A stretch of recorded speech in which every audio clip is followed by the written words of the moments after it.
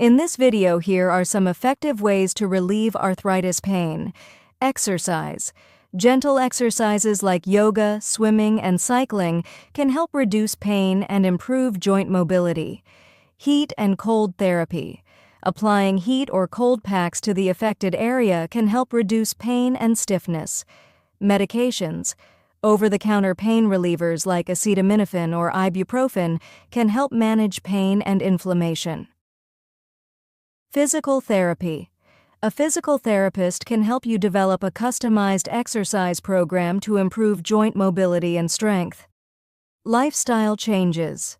Maintaining a healthy weight, getting enough sleep, and managing stress can help reduce arthritis pain. Assistive devices.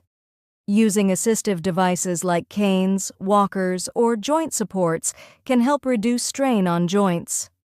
Alternative therapies. Acupuncture, massage, and aromatherapy may also help alleviate arthritis pain. Dietary changes. Eating an anti-inflammatory diet rich in omega-3 fatty acids, antioxidants, and fiber can help reduce inflammation. Supplements.